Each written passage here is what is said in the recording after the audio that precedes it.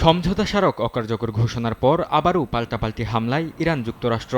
মধ্যস্থতাকারী পাকিস্তান উভয় পক্ষকে সংযম দেখিয়ে আলোচনায় ফেরার আহ্বান জানালেও এটিকে অস্তিত্বের লড়াই হিসেবে ঘোষণা করেছে তেহরান। তবে প্রশ্ন উঠেছে, কোনো পক্ষই মাসব্যাপী যুদ্ধ চালিয়ে যাওয়ার সামর্থ্য রাখে কিনা। বিশেষজ্ঞরা বলছেন, অর্থনৈতিক ও রাজনৈতিক চাপ উভয় দেশকে এই সংঘাত থেকে বিরত রাখতে পারে।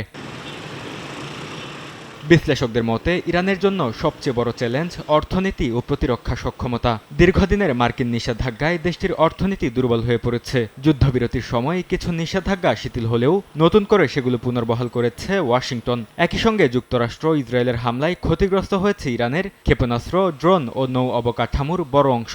উপসাগরীয় দেশগুলোর সঙ্গেও উত্তেজনা ছড়িয়েছে নতুন মাত্রায়।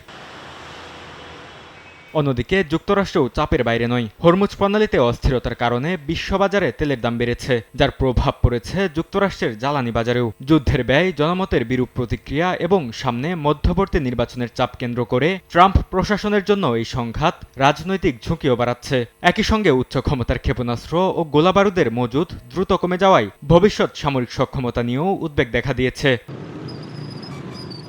বিশ্লেষকদের মতে, দীর্ঘমেয়াদী যুদ্ধ দুই দেশের জন্যই ব্যয়বহুল। তবে ইরান নিজেদের অস্তিত্বের লড়াই হিসেবে এই সংঘাতকে সহজে ছাড় দিতে রাজি নয়। আর যুক্তরাষ্ট্রের ক্ষেত্রেও কেবল যুদ্ধের অর্থনৈতিক ব্যয় নয়, আন্তর্জাতিক প্রভাব ও সামরিক সক্ষমতা নিয়েও প্রশ্ন উঠছে। উভয় পক্ষই কূটনীতির দরজা খোলা আছে বললেও নতুন যুদ্ধবিরতির সম্ভাবনা এখনও অনিশ্চিত।